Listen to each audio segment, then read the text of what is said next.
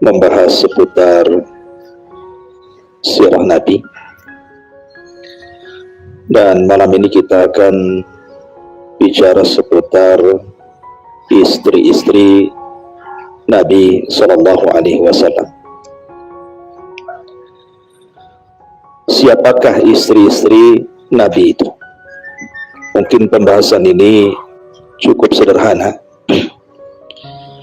tetapi terkadang di antara kita tidak mengenal satu persatu siapa sebenarnya istri Nabi itu.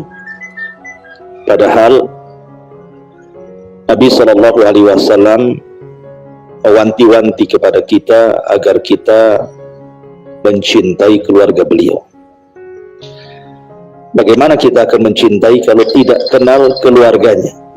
Nah, salah satu keluarga Rasul itu mencakup istri-istri beliau. Siapa istri-istri Nabi? Bagaimana biografinya? Dan ada berapa jumlahnya? Dari istri-istri Nabi, siapa yang punya keturunan meneruskan garis keturunan Rasul? Apakah semua istri Rasul punya anak dari Rasul ataukah tidak? Inilah yang kita akan bahas, mengenal Ummul Mukminin, ibu bagi orang-orang yang beriman. Kalau kita sangat kenal dengan ibu kita, masa kita tidak kenal dengan ibu bagi seluruh umat Islam? Siapa istri-istri Nabi Sallallahu Alaihi Wasallam? Pertama, istri Nabi Sallallahu Alaihi Wasallam adalah Khadijah bintu Khuwailid. Nabi Sallallahu Alaihi Wasallam menikah dengan Khadijah itu di usia 25 tahun. Dan Khadijah ketika itu berusia 40 tahun. Tetapi walaupun demikian, Nabi Shallallahu Alaihi Wasallam sangat mencintai Khadijah, dan itu terlihat dari sirah beliau.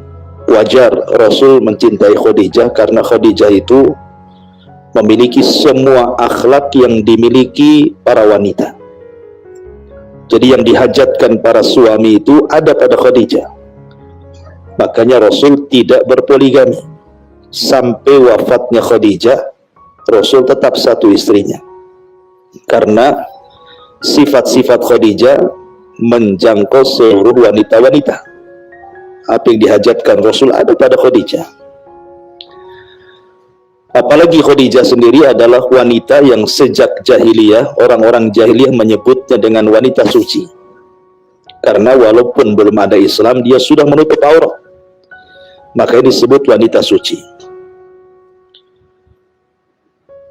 Tetapi kita tahu bahwa dari Khadijah inilah keturunan Nabi Shallallahu Alaihi Wasallam banyak lahir.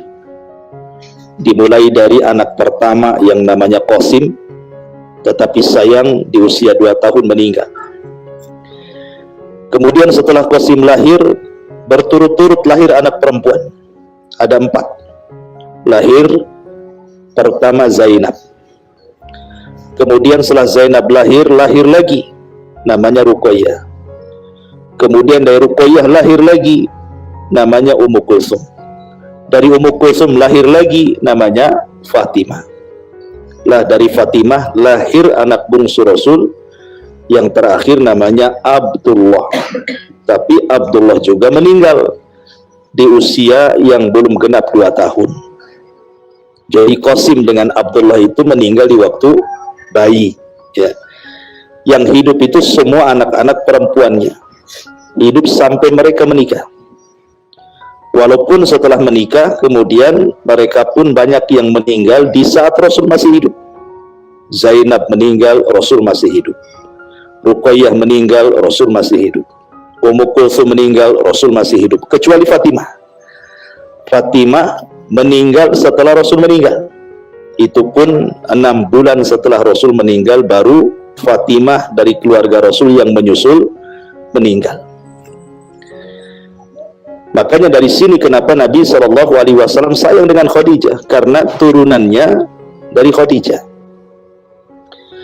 Tetapi kemudian Khadijah pun meninggal dunia dan menyisakan kesedihan. Makanya hari meninggalnya Khadijah itu disebut tahun kesedihan bagi Rasul.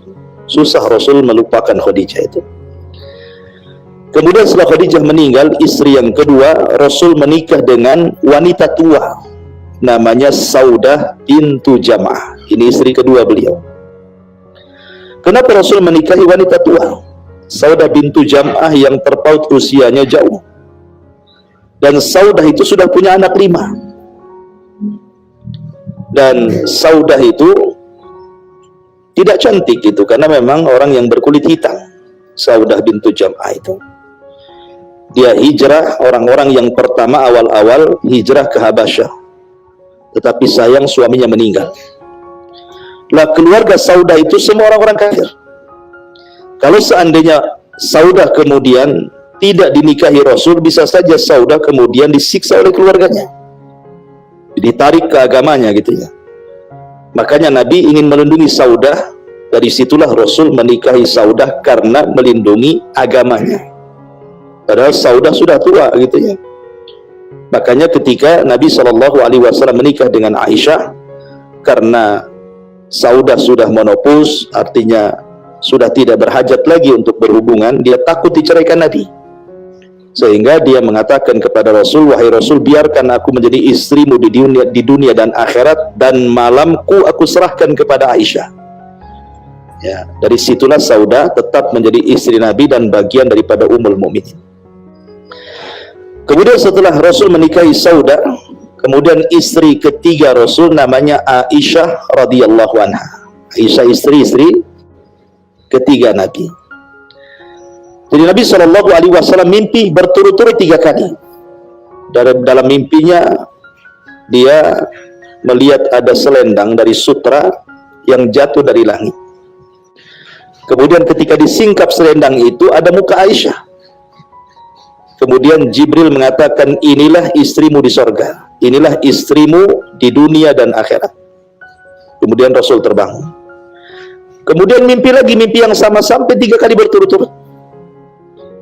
Lah kita tahu bahwa Nabi SAW ketika kematian Khadijah itu kan sedih luar biasa. Makanya ada seorang wanita namanya Haulah bintu Hakim. Dia menghibur Rasul dan mengatakan, wahai Rasul, sudahlah lupakan Khadijah. Bagaimana kalau seandainya kau menikah lagi? Di sana ada seorang janda namanya Saudah dan seorang gadis namanya Aisyah. Maka Nabi SAW mengatakan, ya coba saja tawarkan. Kalau Saudah kan tidak perlu menolak karena dia janda kan, tidak perlu bermusyawarah dengan orang tuanya karena janda itu yang menentukan dirinya. Tetapi Aisyah itu kan gadis dan usianya masih 7 tahun. Makanya kemudian dia mendatangi Ummu Aiman, ibunda Aisyah radhiyallahu anha, mengatakan, bagaimana kalau seandainya Aisyah itu nikah saja dengan Nabi? Tetapi Ummu Aiman ketika mendengar Haulah mengatakan seperti itu, ya namanya istri kan harus izin suami dulu ya. Ya tunggu dulu sampai ayahnya datang dan bertanya kepada Abu Bakar. Ketika disampaikan kepada Abu Bakar tidak menjawab. Masalahnya apa? Karena Aisyah ketika itu sudah hendak ditunang oleh Zubair ibn Mut'im. Ya, makanya Abu Bakar mempertanyakan, jadi nggak menikah dengan Aisyah gitu ya. Tapi keluarga Zubair bin Mut'im kemudian menolak karena merasa bahwa Abu Bakar adalah mengikuti agama Rasul, sementara mereka masih di atas kesyirikan, tidak mau.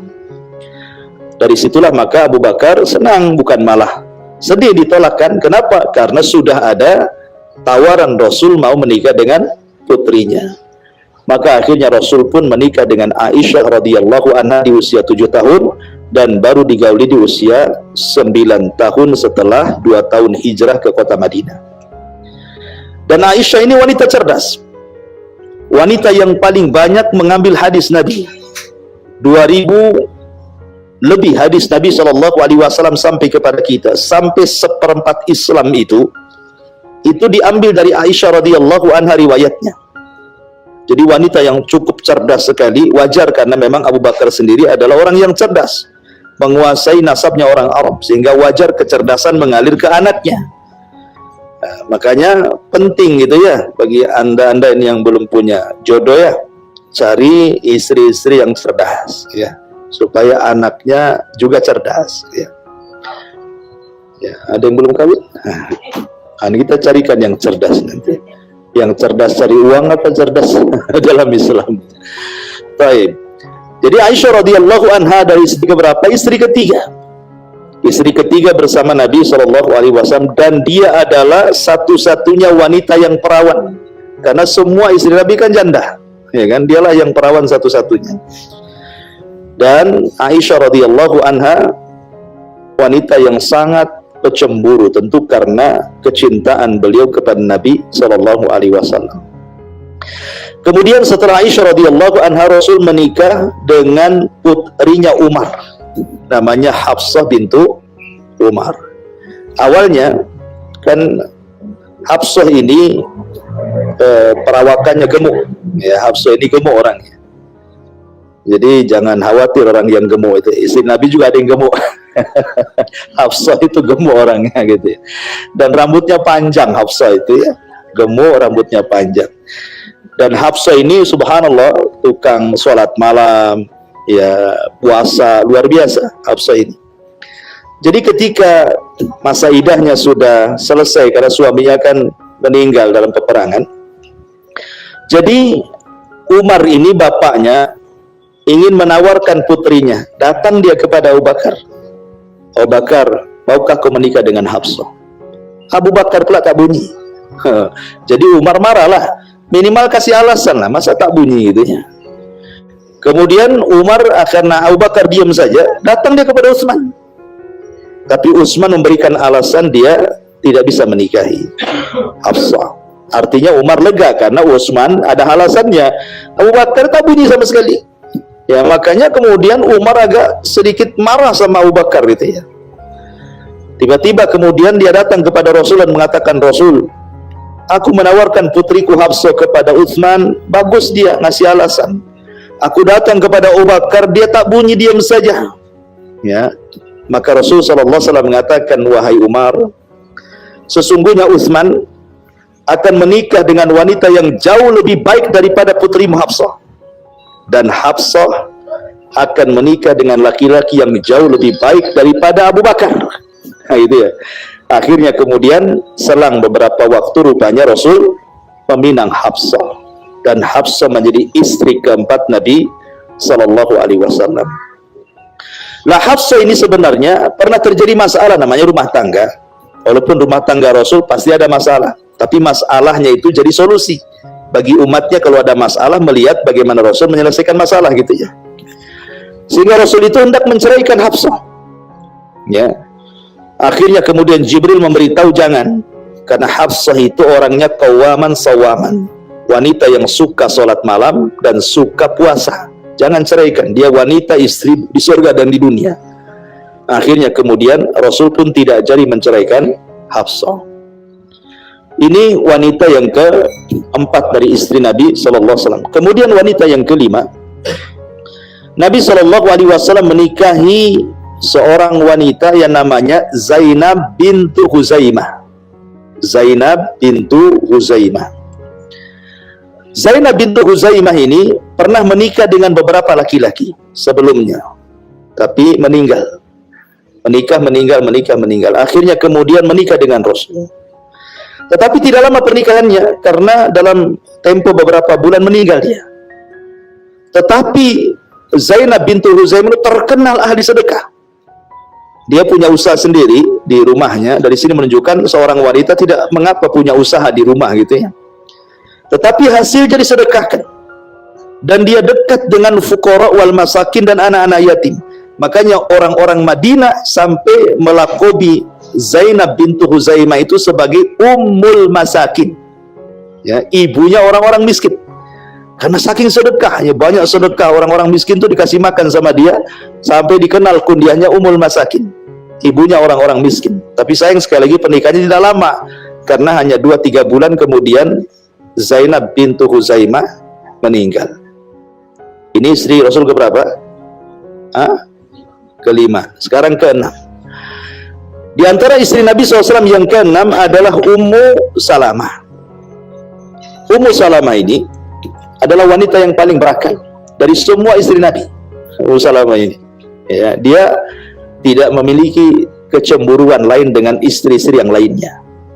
Makanya biasanya kalau ada masalah istri-istri dengan Rasul, biasa yang diutus Ummu Salamah. Jadi kalau istri-istri Nabi itu ada masalah dengan Nabi, itu yang diutus mesti Ummu Salamah, karena dia wanita yang paling berakal. Ya, sampai suatu ketika Nabi Shallallahu Alaihi Wasallam diprotes oleh istri-istrinya gara-gara kalau Nabi itu di rumah Aisyah, kan 2 malam Rasul di rumah Aisyah itu. Kenapa? Karena bagian sauda diberikan kepada Aisyah, ya, sementara istri yang lain kan dikasih jatah 1 malam 1 malam. Dan Rasul itu kalau di rumah Aisyah senang, karena memang wanita yang paling dicintai Rasul adalah Aisyah gitu dibandingkan istri yang lainnya.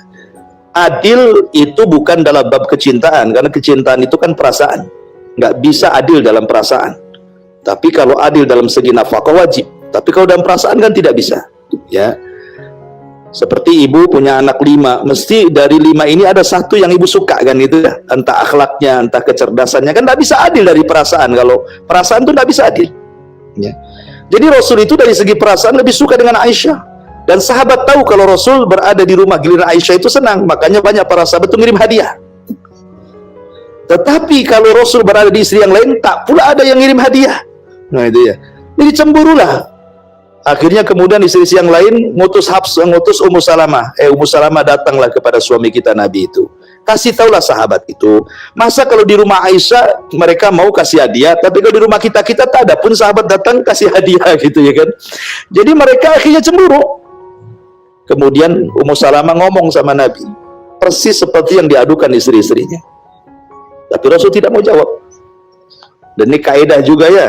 Kalau ada permasalahan nih para suami, ya, kalau yang punya istri gitu ya, kalau istri banyak ngomong, jangan dibalas, diam saja. Ya, jadi suami itu diamkan, biar dia kayak ember ngomong nanti capek sendiri, gitu ya, diam saja. Nabi kan ngasih solusi itu kalau bermasalah dengan istri, dia diam saja. Sebab kok dilayan jadi nanti terbang semua piring-piring. Jadi akhirnya Rasul tidak jawab. Lah istri si Nabi sudah nunggu nih. Nah, gimana keputusan Nabi wahai Ummu Salamah? Ummu Salamah mengatakan saya sudah ngomong, tapi Nabi diam. Kalau gitu sudah gini saja, nanti giliran malammu kaulah ngomong sama Nabi, kan? Kamu leluasa kalau di giliran malammu. Maka ketika Rasul berada di giliran Ummu Salamah malam itu, Ummu Salamah ngomong lagi, diam lagi Nabi. Ya. Akhirnya karena tidak berhasil mengutus Ummu Salamah, mereka mengutus Fatimah. Maka Fatimah persis seperti yang disampaikan Ummu Salamah, tetapi Rasul kemudian mengatakan, ya Fatimah, apakah engkau mencintai abimu? Ya, kalau begitu cinta yang dicintai abimu. Abimu hanya mencintai Aisyah, cintai Aisyah. Ya, kemudian Rasul memberikan alasannya kenapa saya suka dengan Aisyah, karena di kamar Aisyah inilah wahyu turun dan tidak turun di kamar-kamar yang lainnya. Nah, sebab itulah aku suka dengan Aisyah, gitu ya. Jadi intinya bahwa Ummu Salamah itu wanita berakal dari semua istri-istri Nabi. Kemudian yang nomor 7, kemudian Nabi SAW menikah juga dengan Zainab bintu Jahsin. Kalau tadi Zainab bintu Huzaimah yang disebut dengan Ummul Masakin, ini istri yang ke-7 Rasul namanya Zainab bintu Jahsin. Sebenarnya Zainab bintu Jahsin ini adalah mantan istri anak angkat Nabi. Nabi itu punya anak angkat namanya Zaid ibn Harithah. Menikah dengan, Masya Allah, ya, Zainab, kemudian dipinang oleh Rasul untuk Zaid anak angkatnya. Karena Zaid ini kan mantan budak, sementara Zainab ini kan orang yang berketurunan nasab yang baik, bangsawan mungkin bahasa kitanya. Sehingga karena beda, tidak sekufu, tidak seimbang gitu ya, sehingga rumah tangganya banyak cekcok. Makanya wajar ya, makanya dalam Islam itu kalau mencari pasangan itu kalau bisa sekufu lah. Sekufu itu seimbang. Jangan pula antum tidak sekolah, TK pun tak hatam, dapat pula S3 istri antum. Masalah itu nanti jomplang, dibodoh-bodohin nanti sama istrinya ya. Jadi atau kita miskin dapat pula orang kaya raya sekali. Jadi jadi perbudak kita di rumah itu. Jadi harus sekufu lah, minimal tuh seimbang ya. Ya kalau yang agak susah cari yang agak susah. Jadi akhirnya hidupnya sama-sama susah. Gitu ya. Ya kalau lulusan SMP ya dapatlah lulusan MTS gitu ya. Minimal seimbang pengetahuannya. Supaya kalau ngobrol itu nyambung. Ya kan? Anda SD aja enggak lulus, dapat pula doktor. Nanti bahasanya sasi-sasi Anda enggak paham pula. Itu kan. Ya intinya bahwa karena Zainab dengan Zaidi tidak sekufu, jadi banyak cekcok. Akhirnya Allah memerintahkan supaya Zaid menceraikan Zainab. Masalahnya habis diceraikan Zainab setelah habis masa iddahnya, Allah pula perintahkan Rasul menikahi Zainab. Jadi Rasul menikahi bekas istri anak angkat. Kenapa? Ya, untuk menghapuskan tradisi jahiliyah. Karena orang-orang jahiliyah menyamakan antara anak angkat dengan anak kandung. Maka Rasul ingin menghapus. Beda anak angkat dengan anak kandung. Kalau bekas ini istri anak kandung, haram, tidak boleh dinikahi. Jadi mahram mu'abbad. Ya. Tapi kalau bekas istri angkat boleh dinikahi oleh bapak angkatnya. Kenapa? Karena nggak ada hubung kait mahram. Anak angkat kan bukan mahram kita. Nah, kita hanya ngangkat saja karena kebaikan. Nah, masalahnya ketika Zaid itu diangkat oleh Rasul, pula nasabnya dinasabkan kepada Rasul, Zaid bin Muhammad, padahal bukan anak Rasul. Maka Allah turunkan surah Al-Ahzab, tidak boleh menasabkan anak angkat ke bapak angkat, tidak boleh. Kan di masyarakat banyak tuh, ngambil anak angkat, nanti di kakaknya, bapaknya bapak angkatnya. Nggak boleh dalam Islam. Maka turun surah Al-Ahzab, ya, menegur tidak boleh menasabkan anak angkat kecuali kepada bapak aslinya. Namanya bapak angkat yang angkat saja. Kalau ingin menjadikan mahram anak angkat itu, pertama dinikahi dengan yang ada hubungan mahram, yang kedua disusui supaya jadi mahram, jadi naik ya gitu ya, statusnya dari anak angkat menjadi anak susuan. Kalau itu masih bayi gitu ya. Intinya bahwa istri yang keberapa, yang ketujuh Nabi SAW, namanya Zainab bintu Jahsin. Ini yang ketujuh. Yang kedelapan, istri Nabi SAW namanya Safiyah. Safiyah ini orangnya kecil tapi cantik, masalahnya pendek cantik gitu ya. Jadi Aisyah radhiyallahu anha cemburu ya, karena Rasul dapat Safiyah udah cantik sekali, masalahnya dia keturunan Yahudi. Jadi Nabi SAW menikahi Safiyah bintu Huyai. Bahkan ada suatu cerita Aisyah itu pernah cemburu, saking cemburunya sampai dia berbangga kalau dia tinggi, Safiyah itu pendek. Jadi dia ngomong di hadapan Rasul, Safiyah itu begini loh, pakai isyarat tangan, tidak ngomong dengan mulutnya, tapi disyaratkan dengan tangan begini. Saya itu tinggi, gitu maksudnya. Bangga dengan tingginya Aisyah itu, dan Safiyah itu pendek, itu disyaratkan dengan tangannya. Rasul marah lah, ya, sama Aisyah, walaupun hanya isyarat, itu bagian daripada ghibah. Maka Rasul mengatakan, "Hai Aisyah, engkau sudah mengucapkan satu kalimat yang kalau kalimat itu diletakkan di lautan, satu lautan tercemar dengan kalimatmu itu. Cabut kata-katamu itu." Nah, gitu ya. Jadi akhirnya Aisyah pun bertobat kepada Allah Azza wa Jalla dan tidak berani menggibah Safiyah lagi. Kemudian yang kesembilan, istri Nabi SAW namanya Ummu Habibah. Ummu Habibah ini anak daripada musuh Nabi, namanya Abi Sufyan. Abi Sufyan inilah yang memimpin perang Uhud. Dari orang-orang kafir Quraisy, kaum muslimin kalah sampai Rasul hampir terbunuh dalam perang ini. Lah anaknya Ummu Habibah itu menikah dengan Rasul dan dananya didanai oleh Raja Habasyah. Jadi ketika Ummu Habibah bersama suami hijrah ke Habasyah, meninggal suaminya di Habasyah. Kemudian dia pun disuruh oleh Najasyi menikah dengan Rasul, yang mendanai pernikahan adalah Raja Najasyi. Maka Ummu Habibah menikah dengan Nabi SAW. Lah Abi Sufyan ini, bapaknya kan musuh Nabi. Jadi ketika mendengar Rasul akan menyerang Mekah, kemudian Abi Sufyan diutus oleh orang-orang Quraisy untuk berdamai, janganlah Mekah diserang. Kata Abi Sufyan, tenang, anakku adalah istri Muhammad, saya akan melobi lewat anakku, katanya.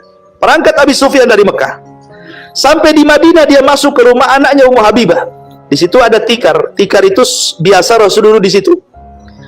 Jadi ketika Abi Sufyan mau duduk di situ, digulung tikarnya sama anaknya. Kata Abi Sufyan, wahai Ummu Habibah, apakah tikar itu lebih mulia dibandingkan bapakmu? Katanya kan, bapaknya mau duduk di situ malah digulung. Makanya saya mau duduk di sini, antum gulung pula ini tikarnya. Jadi bapaknya tersinggung lah.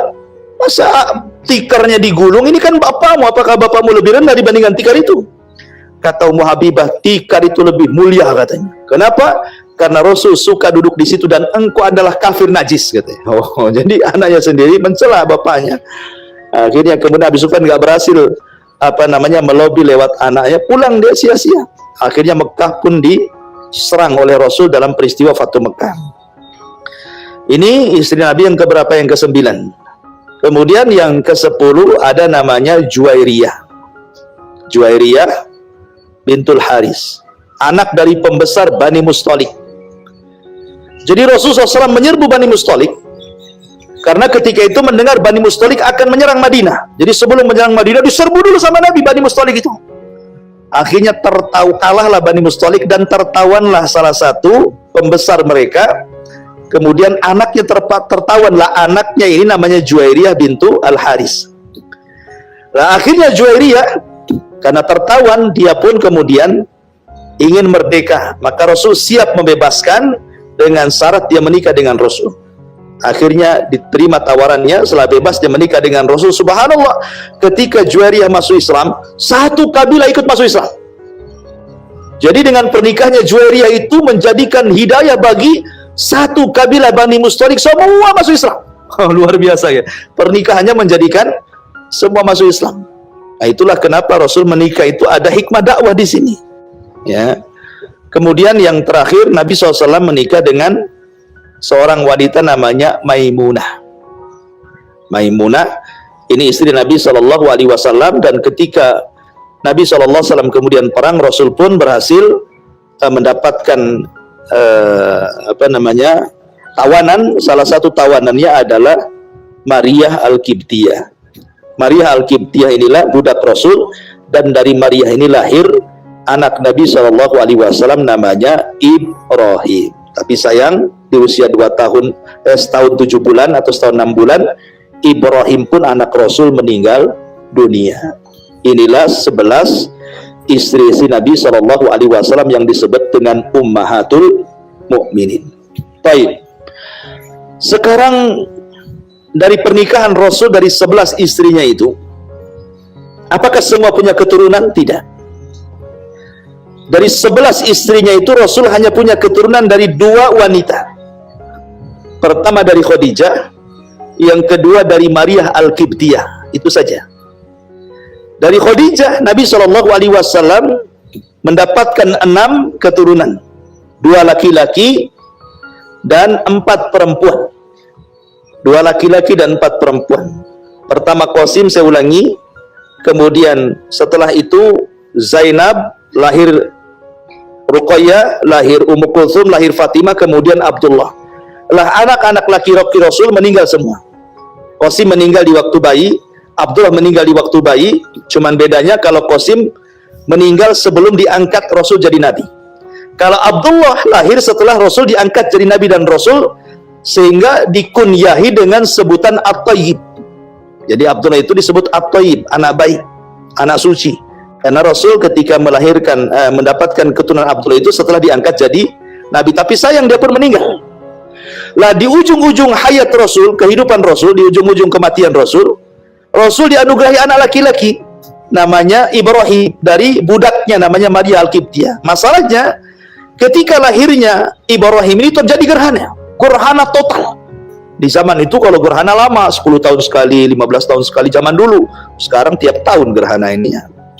Kalau dulu sekali gerhana buat takut, sangka mau kiamat. Kalau sekarang selfie pula dengan gerhana, nggak takut lagi dengan gerhana. Padahal gerhana itu tanda dari tanda-tanda kiamat. Harusnya takut, ya kan? Sekarang malah selfie dengan gerhana. Alhamdulillah, ya. Jadi orang-orang mengira bahwa gerhana itu karena kematian Ibrahim putra Rasul. Maka Rasul menjelaskan bukan. Gerhana itu tanda-tanda kekuasaan Allah. Allah sengaja ingin menakut-nakuti hambanya, bukan karena lahirnya seseorang ataupun karena matinya seseorang. Dia adalah tanda-tanda kekuasaan Allah. Tapi dari sini hikmahnya bahwa Nabi SAW tidak punya anak laki-laki dari istri-istrinya, semua meninggal. Apa hikmahnya? Hikmahnya supaya jangan ada penerus kenabian.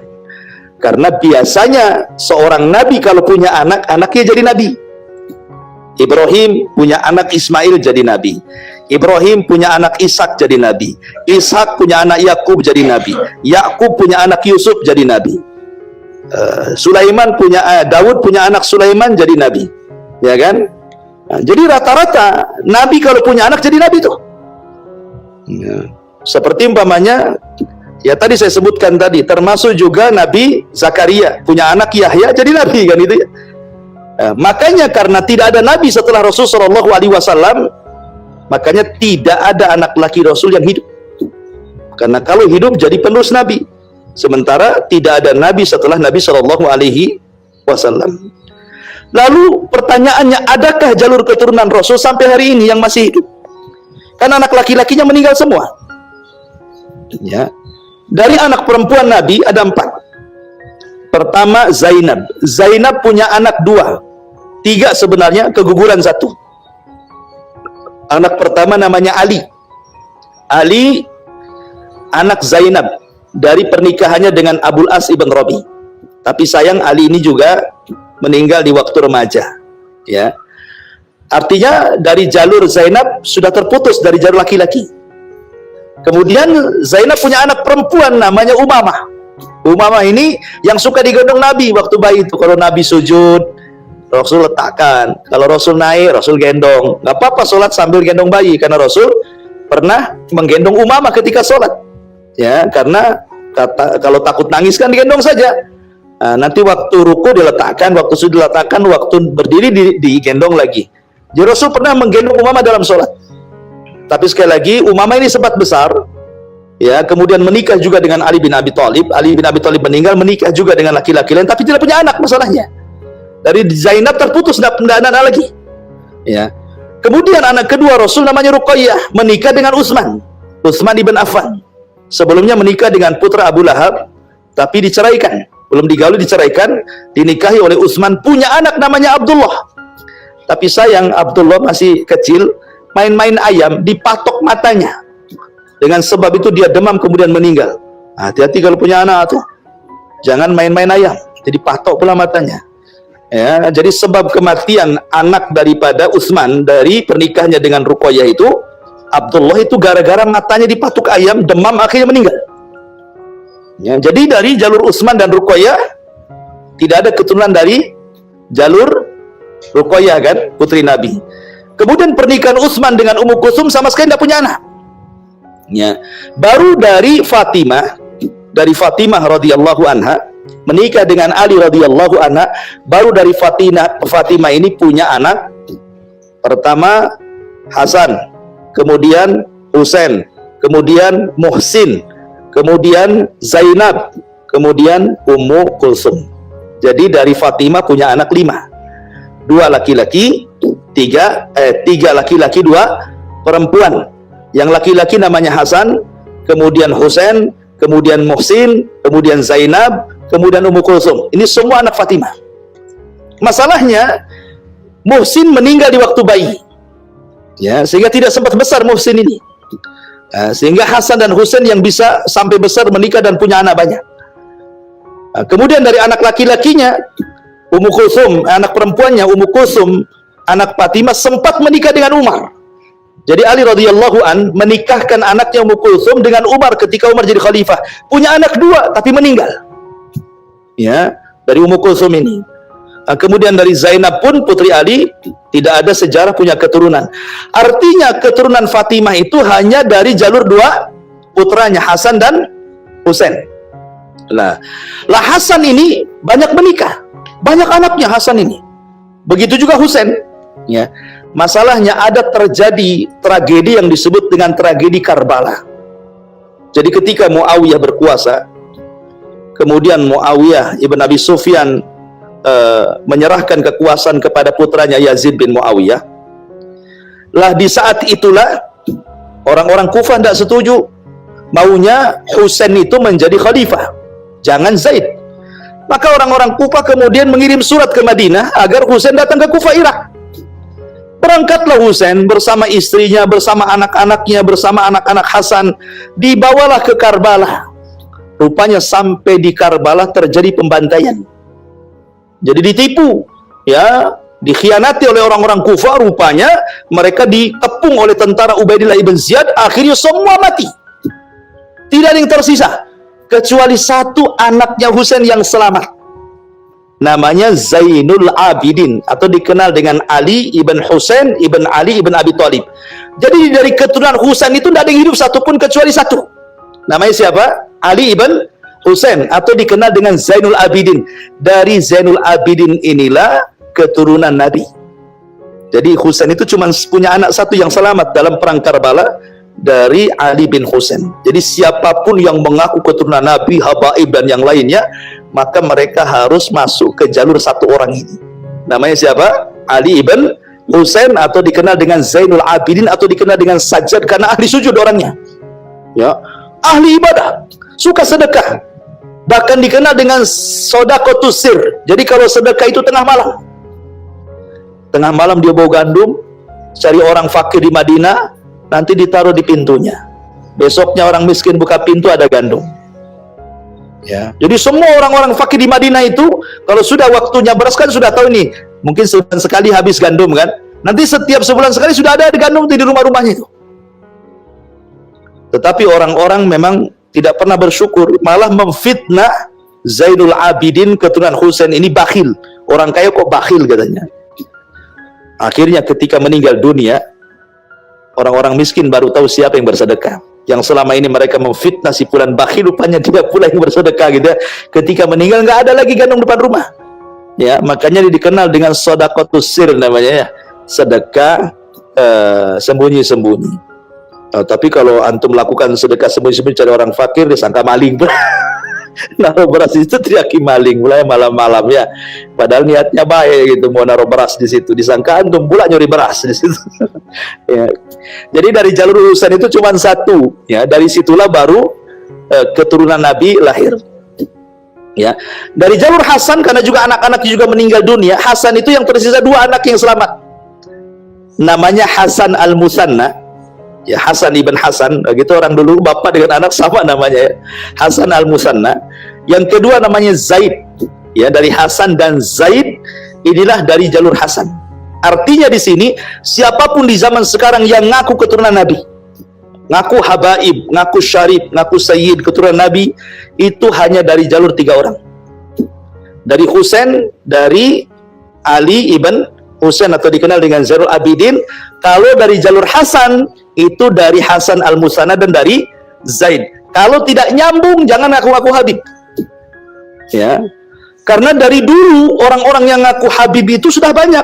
Karena demi politik, supaya dapat kedudukan, supaya dapat harta, supaya dihargai orang. Bukan Habib, ngaku Habib. Yang penting mancung saja kayak orang Arab gitu ya. Ya, walaupun rambutnya keriting gitu ya. Jadi terkadang orang-orang itu ngaku-ngaku saja, padahal apakah keturunan Nabi itu masih ada? Masih ada. Tapi dari keturunan tiga jalur ini ya.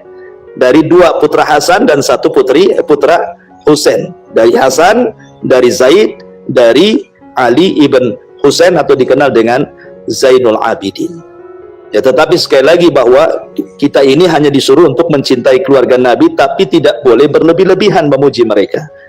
Karena bagaimanapun nasab itu tidak lebih mulia dibandingkan amal soleh.